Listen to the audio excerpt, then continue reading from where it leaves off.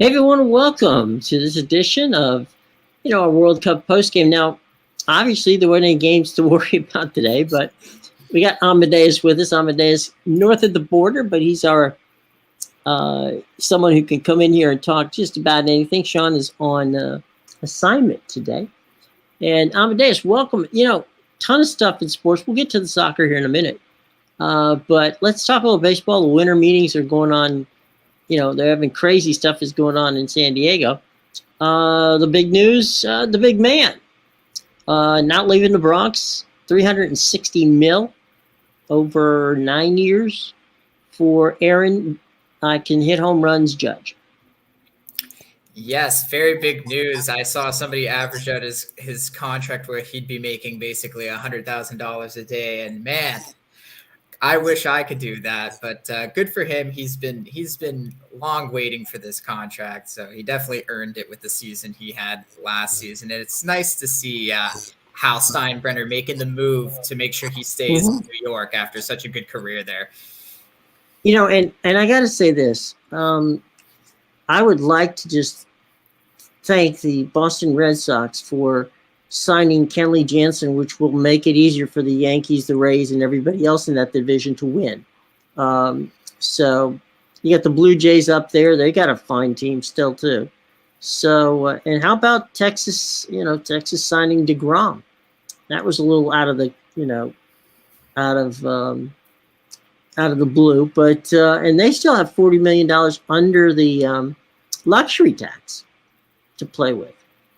Yeah, they started last year, I guess, with the big signing of Corey Seager, and then now it's just they're going for the pitching. That seems to be the big issue, and they got the guy DeGrom. It'll be interesting considering the injury troubles he's dealt with over the last few years in New York, and I feel like that's probably a big reason why they didn't want to pay him the money to keep him there. I actually heard that they didn't even bother to submit a final offer because he was so down the road with the Texas Rangers.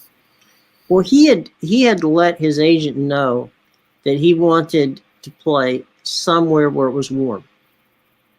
DeGrom is a Florida boy, pitched at Stetson University, and is not too keen on playing, in cold weather. And his theory of the case has been that his injuries have been caused by these early season games where it's 31 degrees and you're out there pitching. I don't know if that's true. I don't, it's one of those situations where, when he's pitching well and when he's healthy, you can't touch him.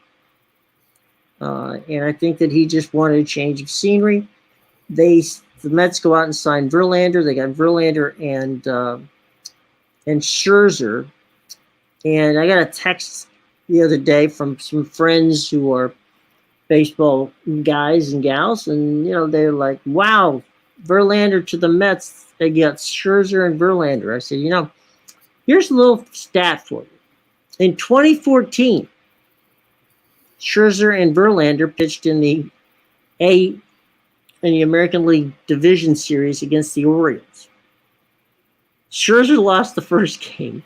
Verlander pitched the second game, but lost. There was a decision, so he didn't get strapped with the loss. And by the way, the third pitcher who lost in that series. Any thoughts on who it might have been? No, that 2014 was a bit before I started watching baseball. I didn't really get into it until in my later years, but I would love to hear who this is. David Price. So basically, the Orioles beat 3 Cy Young winners on their way to, losing in the ALCS. But that was 2014. It's now 2022. They didn't get any younger, and God knows I love Max Scherzer. I was a diehard Nationals fan. He's one of the nicest men out there, fantastic human being, tremendous pitcher. And Billy, we'll get to your thing here in just a sec. But, there's only so much, mileage on those arms. And that arm of Scherzer's, the last 2 years, he's carried his teams to the playoffs. But when they get to the playoffs, he's had issues. And, Verlander, has been phenomenal. But, giving that kind of money to guys who are in their late 30s really doesn't make a lot of sense. Now, Billy wanted to say that he was going to ask Sean what he thought of the Netherlands beating Argentina. I can tell you right now, from talking to him about this issue for almost 5 days, he doesn't give the Netherlands much of a chance of beating Argentina under any circumstances. But, Amadeus, your thoughts? Yeah, I know that's surprising to me because Sean, he was really harping on the Netherlands. Me and him both were prior to the tournament starting. Mm-hmm. I can see why he doesn't like them against Argentina, just from the way that we saw them play in the group stage. Mm-hmm. And even that last match against USA, they didn't really control the possession too much. Yeah. But I think that the Netherlands has a great shot against Argentina. This is a team where I think they finally figured out their attack with Gakpo and Memphis back healthy. That's going to be their starting 2 strikers. They have countless solid midfielders that can feed the ball and get the attack rolling. And I think this is a Netherlands team that, steadily as they play each game, they've been getting better and better and better. And I think they're going to be very tough for Argentina to stop. Argentina's looked good, but they gave up that goal against Australia, and they even almost let them tie it in the last stoppage time of that game there. So their defense has shown me, obviously they had the 2 blunders against Saudi Arabia, so their defense has slipped up in this tournament already. And honestly, from Argentina's attack, I've seen a lot of just lethargic play, walking back to the line. And that was a big part of the reason why they got caught offside so many times in that Saudi Arabia game, because the Saudi backline was moving up and catching these players who were walking back. And then when they would go for the ball, they were already offside by that time. So I do like the Netherlands' chances of qualifying. I don't think this is just a straight shot for Argentina. Well, here's my theory of the case. And again, I don't dislike Argentina, but I think that what I've always, anytime I've underestimated the Dutch, it has come back to bite me. And they're not called a Clockwork Orange for, just because of the movie. One of the things I thought that I've seen, and I'd like you guys, you and Bill and anybody else out there to chime in on, is the Netherlands has an incredibly disciplined team. The South American teams are not necessarily, they're flashy and they are fast and they are amazing and they can do all kinds of fun things. Discipline is not one of the things I can, a word that I in any way, shape or form equate to any of the South American teams, Argentina included. I think a Netherlands team that's disciplined can give Argentina grief. Now, can they beat them? I don't know. But I darn sure think that they can give them a problem.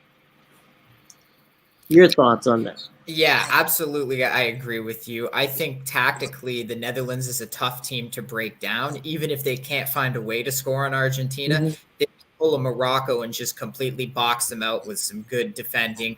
And, I totally agree with your thing on the discipline, because the South Americans, we've seen it. If you watch I know Foxy watches a ton of the leagues, but if you watch any of the Brazilian leagues and stuff like that, they are nasty sometimes. There's like 8 yellow cards a game. We've seen 3 red cards in a game before. So these are guys, they play really rough. And I know a lot of the Argentina players play in Europe, but still, I think it's almost been hurting the European team, because based on the ref you get in these games where they're letting the play go, they're not calling every ticky-tacky foul. Noticing a lot of these European players going down and looking at the ref waiting for a call, but play continues on. Right. And I think that might be a big thing here, because I think the Netherlands will just, try to keep getting up and playing, while the South Americans are going to be, the Argentinians are going to be looking for those fouls all the time. And then they might, if they see that they're not getting the fouls, they might get the game a little chippier And then, yeah, that could end up biting them when they start taking yellow cards and things like that. Well, and the other thing too is you can't win if you can't control the midfield. And the Netherlands has shown, at least in the past 3 games that we've all seen, that their key to winning has been controlling the midfield and playing solid, and as we said before, patient defense. They have pretty much scored most of their goals on counterattacks. And God knows Argentina, if they play like normally Argentina does, counterattack is not something that's going to be, they're going to have opportunity. So, do I know if I knew that the Netherlands was going to beat Argentina, then I'd place, a major bet on them. I don't know that, but I do know that I wouldn't just, slot Argentina in there right now. Yeah, and I definitely think there's a lot of value on the Netherlands here. You're getting them at about like plus 260. And, they could easily win this game, like you said, on a quick counter. They score a goal and defend the lead. They're a very good team like that. Like I said, they're tough to break down defensively. And, yeah, that's all it might take. I think it's going to be a tighter match, but all it might take is, one slip up of the Argentina defense on the counterattack, and the Netherlands will have the lead. I think in their game against the USA, they showed everybody, we don't have to have possession of the ball to dominate the match. Right. Okay, we'll let you have possession of the ball, but we're not going to let you do anything with it. In many ways, this is, to equate this to an NBA game, right? This would be, say, a San Antonio during the good Popovich years versus, a LeBron-led Miami Heat team, okay?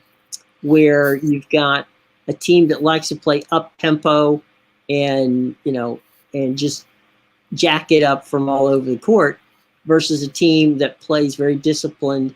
And all of a sudden you're looking up and saying, well, we were up by 5 and now we're down by 10. How did that happen? And I do think that the Netherlands, Argentina could go to PKs. I mean, it's that kind of, tightness that the Netherlands could get a goal. Argentina easily could get a goal. And then by the end of it, we could be watching PKs on this one.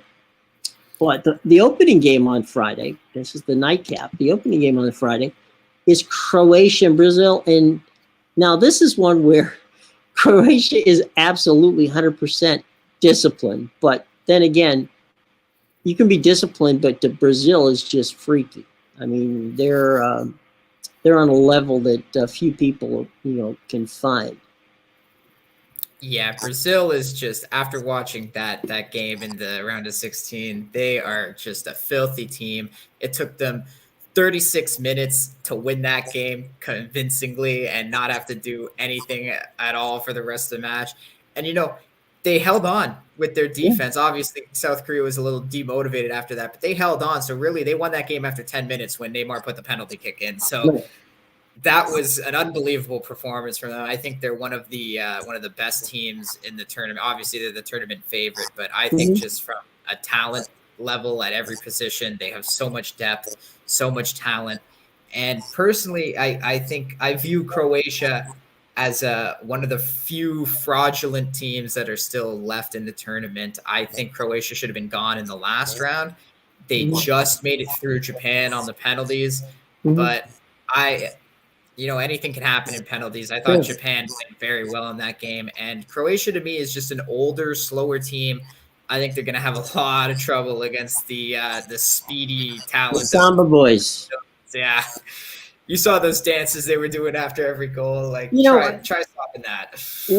What I love about them is they start the dance on the bus. Okay?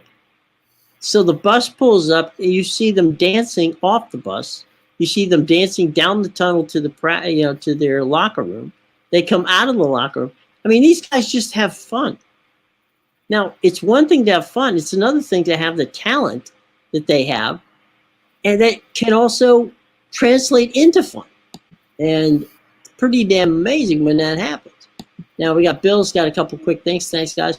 take a shot at the Netherlands. Just keep Messi at bay. That's a good idea. And you took Brazil to win 2-0. I wouldn't say that's a bad bet. I think Croatia's going to have trouble scoring on them. So, I mean, hell, if they have trouble scoring on Japan, they're definitely going to have trouble scoring on Brazil. Yeah, well, look at their goal against Japan was pretty much like it wasn't a set piece, but it pretty much was a set piece. Nice cross in, header. That was the only way they could get it done. And if you look at the group stage, they were held scoreless in 2 of their 3 matches. The only match they scored in, they threw 4 goals past Canada, but that was because we gave them extra motivation to come to play for that game. And from what I've seen in their other 3 matches, they didn't really show that same fire and extra motivation. You would think winning the World Cup and being the runners-up 4 years ago is motivation enough to say, let's go out there and beat every team. But apparently, they didn't get that memo. Exactly. They didn't look the way they looked against Canada against every other team. So I don't know. They have trouble scoring. I know they like to control the midfield, but that's the thing. Like they don't have goal scorers, and that's going to be a problem because Brazil, it doesn't matter who they have out there. They have so many goal scorers. Anybody could score. The bench can score goals. The forwards, the midfields, it doesn't matter. Yeah. The thing with Brazil too is, if Croatia tries to slow this thing down and try to drag it, into a penalty kick situation, it's just, it's going to get ugly and it's going to get messy. No pun intended, not to be confused with the soccer player Messi. It's going to get messy and it's going to get, they may be with, Croatia may be playing Brazil with 7 players because they'll get guys thrown off the pitch just because of, what they can and can't do. So I don't know. That to me, we talked about the Netherlands and how much fun that's going to be against Argentina because of discipline. Croatia's got the discipline, but you got to score at some point. Definitely against a Brazilian team. Saturday's games, this one to me is probably the most interesting. Only from Morocco has played out of their mind and Portugal's played well. So I got no feeling on this one. How about you? Billy, you can chime in. From anybody out in the class can chime in on this one as well. Yeah, so this one's definitely interesting to me because we saw the way Morocco held Spain basically to nothing the entire match. But, Spain was a team I said that I wasn't fully buying in on them. They had scoring troubles coming into the tournament, and they really reared their ugly head when they played against Morocco as they had the chances to score, but they couldn't finish. And I think that, Morocco, they have a great defense. They've only allowed the 1 goal in the entire tournament, and that goal was an own goal that was scored again in their game against Canada. And even in the penalty kicks, the goalie saved 2 of those 3. The third hit the post, so they didn't even allow a goal in the penalty kicks. But really, I think if that ball doesn't hit the post, the goalie was there to save it anyway. So their defense, their goalkeeping, it's been unbelievable. But Portugal, from what they showed in their last game, I think they're going to be a very dangerous team if they decide to sit Ronaldo again. I think that really changes the pace of the way this attack is. It's a lot faster without him on the field. And Switzerland had absolutely no answers for this, just the speed and what they were going up against. So I don't know if Morocco is going to be able to hold Portugal, because a lot of times it looked like Morocco wasn't going to make it out of that 120 minutes with the kind of pressure Spain was putting on. And I think Portugal's the kind of team that will be able to finish those chances and put Morocco in a hole they probably can't get out of. Right. The one thing I noticed with Morocco, they played very well. I actually said this when I was watching the game. I said this to my girlfriend. I said, if Morocco kicks Spain out, this will be the best thing for Portugal, because if Portugal has to play Spain in the next round, Spain always has their number and whoops them. But if Morocco kicks Spain out, I think you might see Portugal make a run deep into the tournament, considering the side of the bracket that they're on. And that's what I think you're probably going to see in this match. It's I I don't think Morocco has the personnel, the depth to play. I mean, Portugal could run them out of the building, and this could get ugly fast. It's just I don't think that, again, you get to this level, it's all about not only how good are you, but how deep are you. And, Portugal definitely is much deeper than Morocco, but full marks to Morocco for making it that far. I mean, making it to the quarterfinals is a tremendous accomplishment, and good on them. Now here, the nightcap on Saturday has got the entire country of England and France. Not that England and France, let's see, they have a history going a couple thousand years back of not necessarily getting along with each other. This is just another day, as the old saying goes, between France and England. And this is just going to be, I don't know what to make of it. France is phenomenal, no question about it. But England's possessed, and I have this one. I'm just going to sit back and enjoy, because this has the potential of being a very entertaining game. Yeah, England really shocked me against Senegal. I expected Senegal to put up a bit of a better fight in that one, and England just came out and blew the doors off. But again, I'm not convinced on this England team. They've had so many troubles coming into the tournament. Like, they made the deep run, obviously, in the Euro Cup last year until my Italy beat them out. But I think that, France, from the way I saw them play in their last match, I noticed a strategy that really hit their opponent.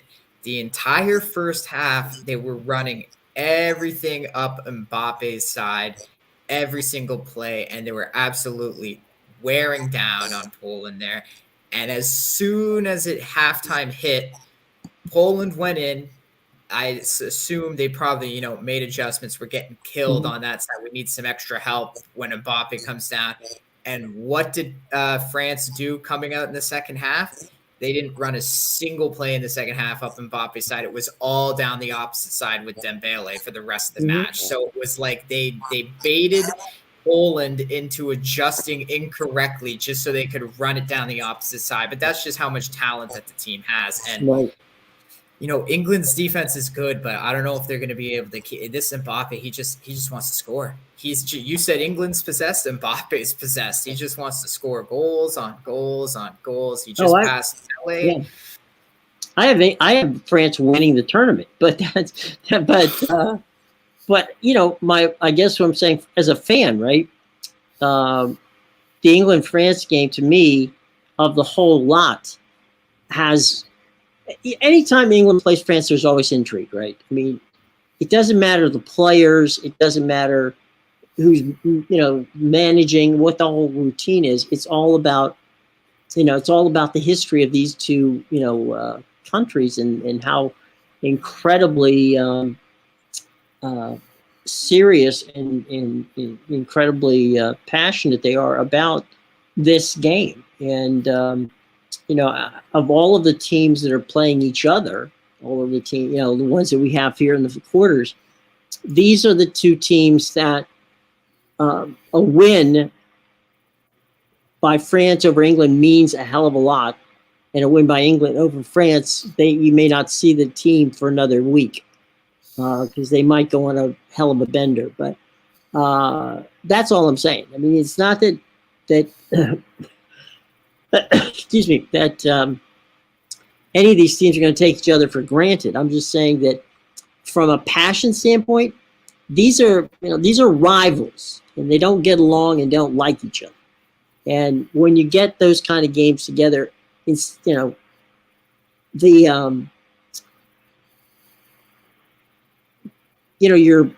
mind goes automatically to, all right, logic tells me France. They're good. There's no, can they be beaten? Of course, anybody can be beaten. But logic tells me France, but my gut says England is just going to go balls to the wall here and do something. Whatever it is, I don't know what it is, but it's going to be amazing. So it's just going to be entertaining. To me, of the group, it's entertaining because these two teams are like, we talked a little bit earlier about the Aaron Judge, contract deal. This is a Red Sox Yankees matchup. This is a Dodgers Giants matchup. This is a in college football, Ohio State, Michigan matchup. I mean, these are those kind of teams where you get together and you wonder what the hell's going to happen, but it's going to be fun. Yeah, and I'm glad you brought up the point about anybody can beat anybody, because personally, I totally agree. I think if you just take Croatia out and Morocco out, those 6 teams you have left in this quarterfinals, I think anybody could beat anybody on any given day. That's why I don't count the Netherlands out against Argentina. I don't count England out against France.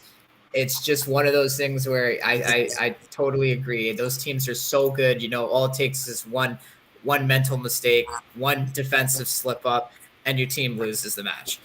Mm-hmm. And that's a bad thing. You don't want to lose the match. Yeah, but that's what I mean. I think. So we saw a lot of overs in the round of 16. I think it's going to go now the complete opposite. You're going to see more what we saw in the group stage. A lot of tight stalemates. Mm-hmm. I got last night. Let's change gears here for a moment. I got last night on my phone let's try to hit the right button there, James. That Baker Mayfield got picked up by an NFC West team. And I thought, well, what the hell's the 49ers looking at Baker Mayfield for? Turned out it was the Rams. So I doubt, as good as Sean McVay is as a coach, and he is a good coach, I doubt that he's going to have enough time to fit Mayfield into the playbook and get him on the field for tomorrow night's prime matchup between the Raiders and the Rams. But your thoughts on Baker Mayfield as the new plug-in quarterback for Los Angeles?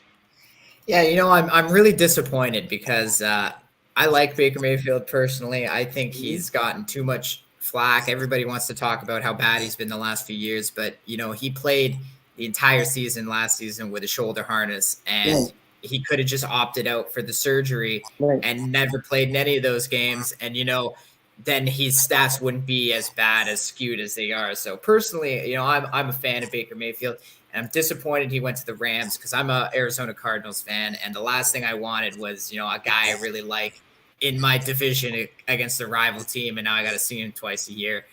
It'll be interesting because, him and Kyler Murray, they got the history. They were roommates together at Oklahoma. Kyler was Baker's backup. So I think there'll definitely be some heated Cardinals-Rams matchups coming our way soon. But, I think it was an interesting move because you got to wonder how much Matt Stafford has left in the tank.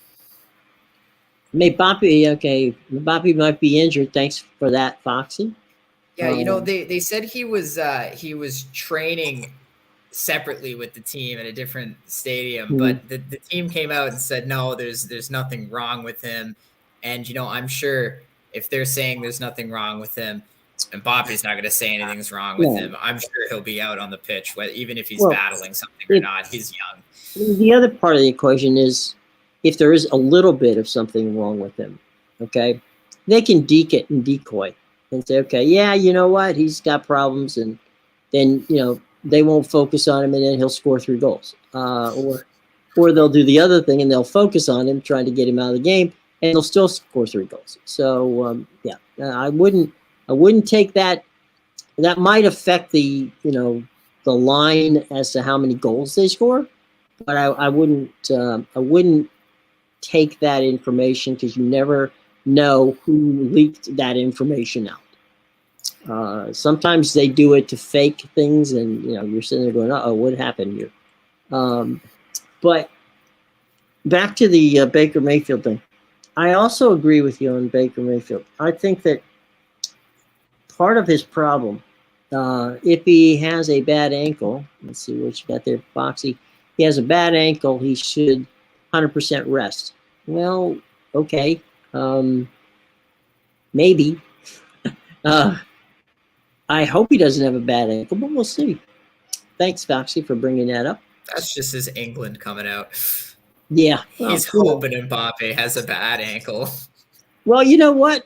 Like I said earlier, Foxy. I mean, this is going to be a good one for England. I mean, everybody in England wants to win, and they win. Of course, they could win. They're not a bad team by any stretch of the imagination.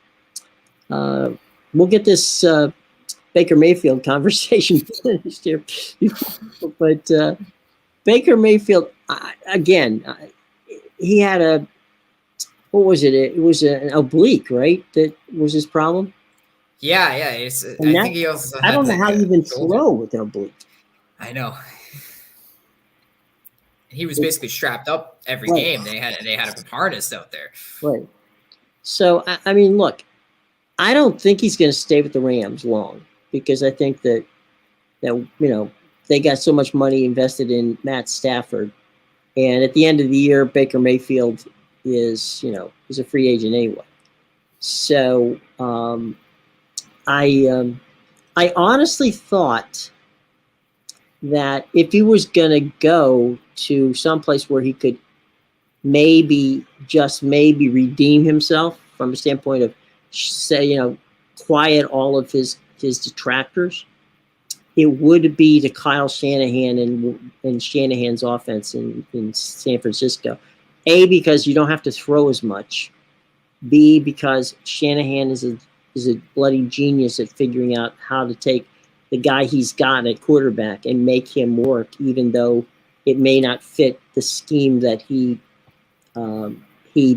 may want to run. But I thought that's where he was going to go. And at the end of the day, who knows where he's going to go after the Rams. But I do wish him well. I don't think the Rams or the unfortunately your Cardinals are going anywhere this year. But there's always next year, and they can also always be the spoilers. That's part of the fun of the last few games of the teams that aren't playing as well. And you have to wonder about this Raiders team. Last year, the Raiders this was about the time of the year that the Raiders caught fire last season to get themselves into the playoffs. Now, I guess we're all going to have to sit back and see if that's going to happen. I think the interesting part to me, they're playing the game at SoFi. The Raiders have a massive fan base in Los Angeles. And so it's going to be interesting to me to see, and the Rams fan base is kind of like, well, they're not winning, so maybe I'm not going to show up today. So it's going to be interesting to see if that turns out to be more of a Raiders home game at SoFi Stadium. Because it's been the first time. This will be the first time that the Raiders have actually played in LA for a very long time against the Rams. They played the Chargers. Ironically, it was 4 years ago that the Raiders and the Chargers almost pulled off the building of the stadium in Los Angeles that they would share. And then at the last minute, Stan Kroenke came in and they pulled that off, and they grabbed the Raiders were offered the second slot. And they declined it because they said, wait a minute, we want to build our own stadium or have one built for us. And Las Vegas was more than happy to build that one. And so they went to Vegas, and bing, bang, boom. The Chargers came 90 miles up the street to play in SoFi, which I think is still a mistake, but nobody asked me about that. I would have liked to see the Chargers stay in San Diego because that's where their fan base is. They don't really have a fan base in Los Angeles. Yeah, so, I would agree with that. It's crazy. We got the weekend here is really, we're going to start to see separation weekend. the Ravens play this week without the services of Lamar Jackson. And that's going to be a game against the Steelers. So it's a division game. After starting and bumbling out of the blocks, the Bengals are playing good football. This has got to be a must-win situation for the Ravens against Mike Tomlin, who they've had grief with for a while. So we'll see what happens. I'm a little interested in. I mean, they won 10-9 last week. This is a team that depends on its defense, and right now, offense is kind of optional for the Ravens. Yeah, I don't know if they would want to really rely on that defense considering how many blown leads they have this year. So, and now they're going up against a team that has really good defense as well, especially now that they're getting healthier. So, well, when you get Watts, when Watts back, you're like, hallelujah. And the interesting part of this is Mike Tomlin, who is he along with Andy Reid are the two longest tenured coaches in the National Football League. Mike's never had a losing season. So, this all means something to him. The Brady Buccaneers go out to San Francisco this week to play the 49ers. They might be the happiest 6-6 team in the country. But that defense if they had trouble with the defense in Saints, going out and playing the 49ers is not going to be fun. Yeah, 3-1 since the divorce. I mean, what can you say about Tom Brady? It seems like their last few wins have all come in the last 5 minutes of the game, considering they were down against the Saints, pulled the comeback. They were down a few weeks ago. I forget who it was against, but again, the Rams, actually. They pulled the comeback again, and something about this team, man. I feel like the way they're playing this year, they know they have a good defense, and I feel like the way they're playing is just, if we can get to the fourth quarter with the game within a score, all you need is Tom Brady with the ball in the last minute, and we're winning the game. That was the 44th time that Tom Brady has scored a touchdown to win a game in the final minutes of the game. Now, that being said, it was also something that never had happened to Tom, and that was that was the first time that they had a win in the final, that he had a winner, in the final 5 seconds of the game. Now, you recall, they actually scored a touchdown, or they thought they did, with 12 seconds left to go in the game. But then there was the hold. Then they had another play that they ran, and then they ran the inside slant, which ended up being the touchdown. And that was with 3 seconds. I mean, on the clock, whenever he scored, it was 3 seconds. So that was they scored their points in with 2 minutes and 51 seconds left in the game. That's not something you want to do on a regular basis. I think if it were me, and again, Byron Leftwich hasn't picked up the phone and called, but if Byron did, the OC at Tampa Bay, I would say, why didn't you run that 2-minute offense all the time, all game long? I jokingly said to somebody the other day, I got one word for you: Omaha. I mean, that was Peyton Manning's. Peyton Manning ran that 2-minute offense, his entire career, and that was successful. The reason I say it, Amadeus, is because everybody's bitching about the fact that they say, well, they don't have a running game. Well, they don't have an offensive line. To run, you must have an offensive line. If your offensive line is hurt, you want to get rid of the ball as fast as humanly possible. So what you need to do, or one of the reasons you have tempo, right, is to cut down on the opposing team, basically changing personnel. So you might be able to run if you continue to do, tempo, because you're going to, after 5, 6, 7 plays where they can't trade out personnel, that's going to start, it was 80 degrees kickoff the other night in Tampa. By the time you hit the fourth quarter, I don't care who you are, you're going to be gassed. So maybe, just maybe, they might want to consider running tempo with that offense. See if that works, because they had an 8 or a 9 play drive that took up almost half of the first quarter and ended up getting 3 points out of it. Yeah, I would agree with that. It seems to be when they're at their best with that up-tempo offense. That's when Tom Brady obviously is at his best. It's hard to defend him because he gets the ball out so quick. He's been around for so long. He's just so fine-tuned with his skills that I think it would benefit them. I mean, that's how the Cardinals run their offense. Right. Obviously, Kyler they're not Murray. very good at it. But yeah, I think that's what I would. I agree with you on that aspect. Is I would definitely, what does it hurt to try opening up a game like that?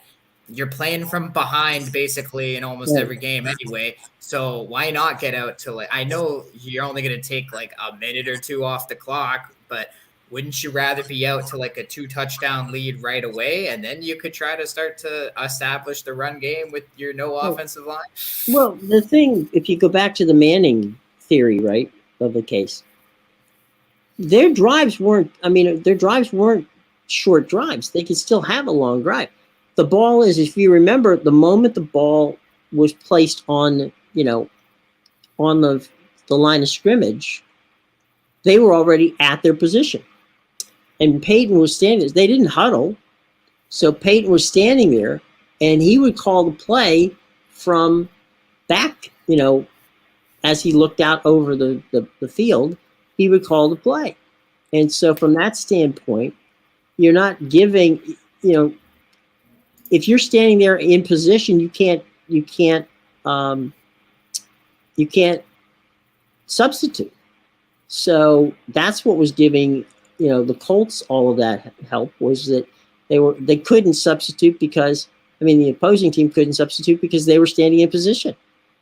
And they weren't doing anything. They ran the clock down to maybe 2 or 3 seconds before they took the snap. But at the end of the day, the pace was what was keeping it going. You couldn't get off the field.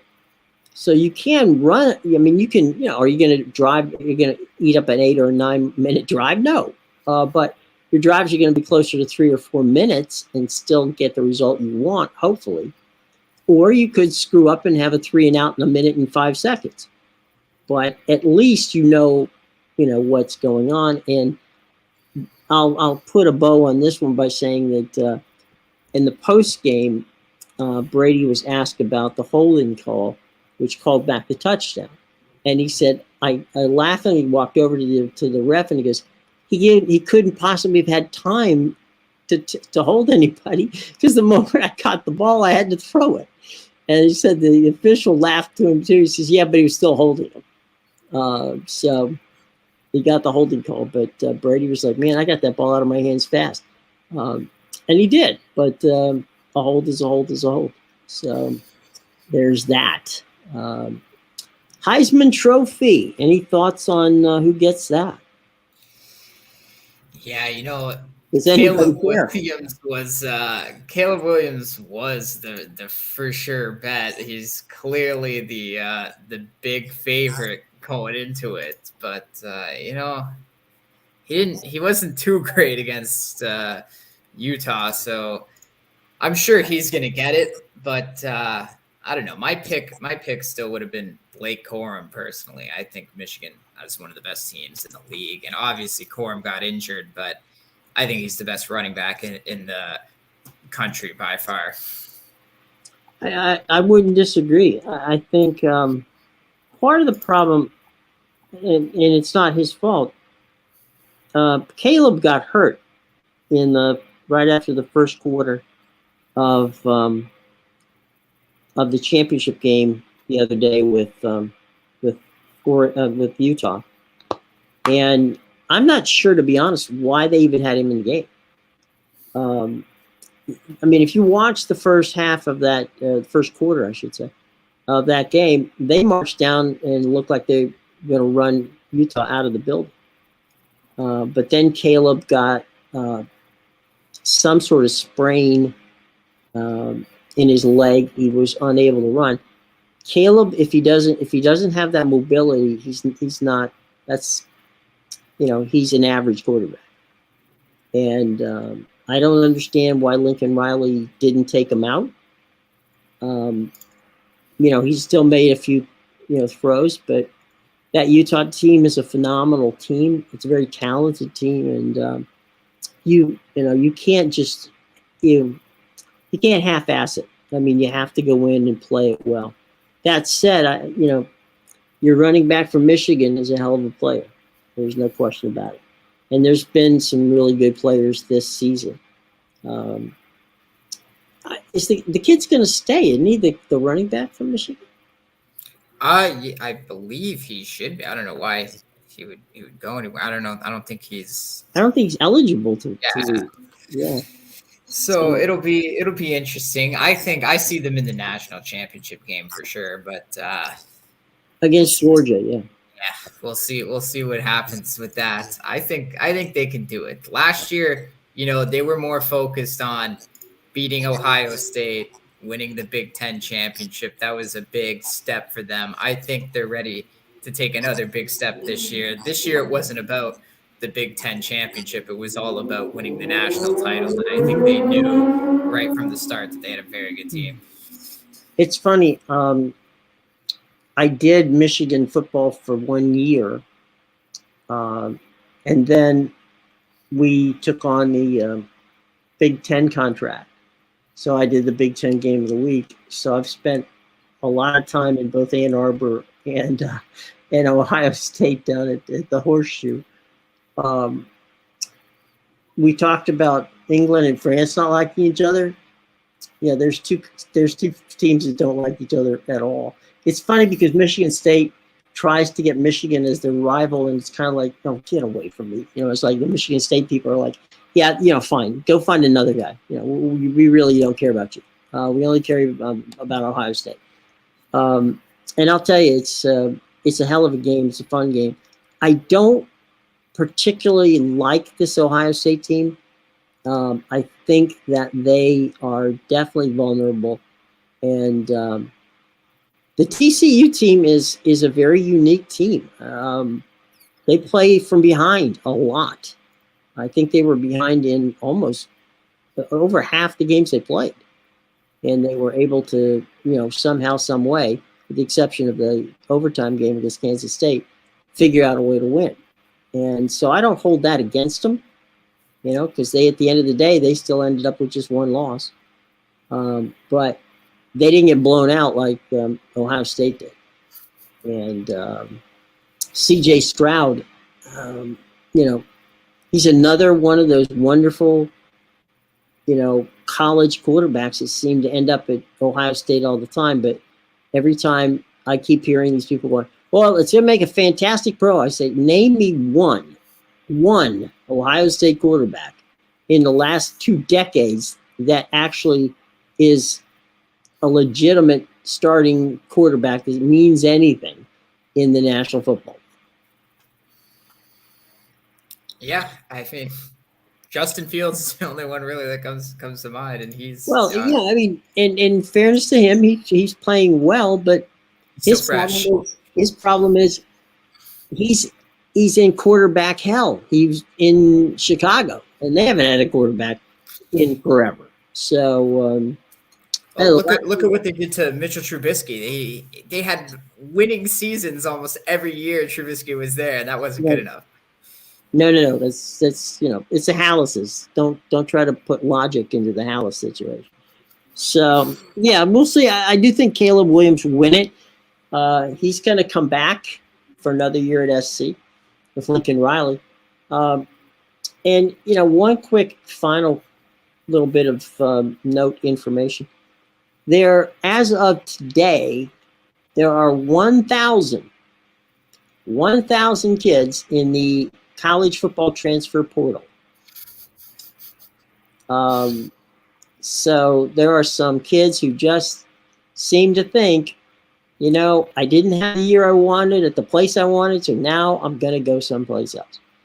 And if you need to see how the transfer portal worked properly, what it can do, I suggest you talk to Lincoln Riley, because he took a USC team that was 4-7 last year and put them one game away from making it to the college football playoffs with using that transfer portal. And he was a year ahead of time, to be honest, but he got there. And Bo Nix, who was a quarterback up at up in Oregon, is a transfer portal boy. So there were some guys who definitely benefited from the transfer portal, and I will tell you right now, there's going to be a limousine or a shuttle from Denver Airport to Boulder with Deion Sanders and the transfer portal. I've spent the last weekend tracking Deion, writing hourly, seemingly, about what Deion was going to do. And Deion in Colorado, look out, ladies and gentlemen. That's going to be prime time. Is going to have some fun in Boulder. And, it's going to be, his son will be quarterback. There's a stunner. His son's a good quarterback, so it's not like dad's playing favorites in that situation.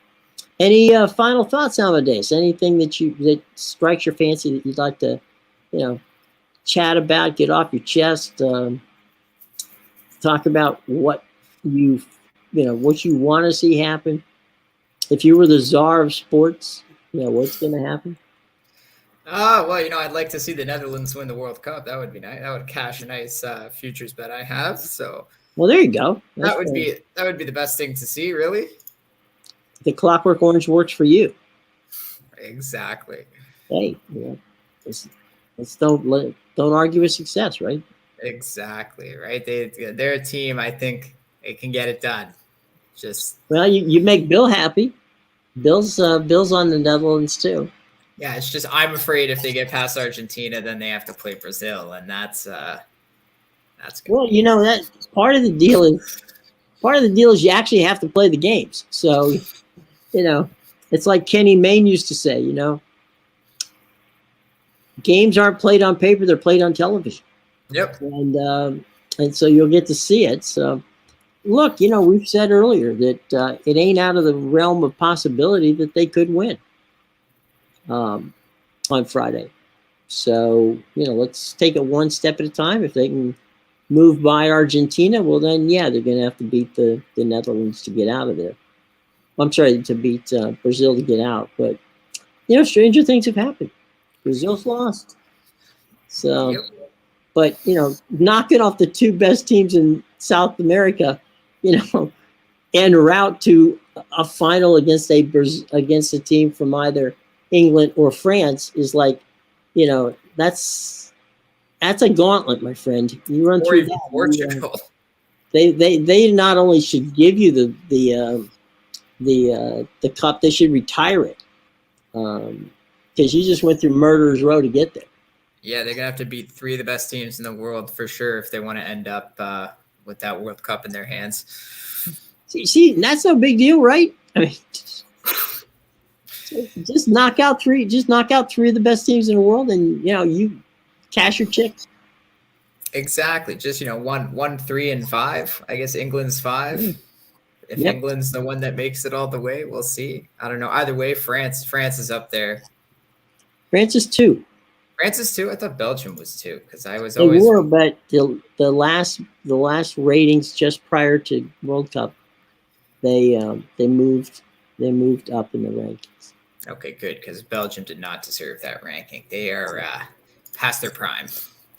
Yeah, that was kind of like a senior picture, right? It's kind of like, what have we done? Well, not as much as we should have. So there you go, boys and girls. But anyway, so all right. Well, any final questions from the class before we get out of here? I don't see anything from our comments. Yeah, no comments left. All right, boys and girls. Amadeus, if you get a chance, come on back tomorrow. We'll do some more of this and have a little fun and enjoy your evening tonight, folks. I hope that you have a lovely, evening, or morning, or wherever you're watching is from, because time zones are time zones. So it is what it is. We enjoyed speaking with you. Eastern Standard Time. That's Washington, D.C. time. 4:05 tomorrow. We will return. Amadeus might be with us if he's got a chance. He's certainly always welcome. And, I'll be here because I'm contractually obligated. No, I'm just I'm kidding. I'm here because I like being here with you guys. All right. Amadeus, thanks so much, buddy, for being with us. Thanks for having me on the show. Okay. See y'all soon.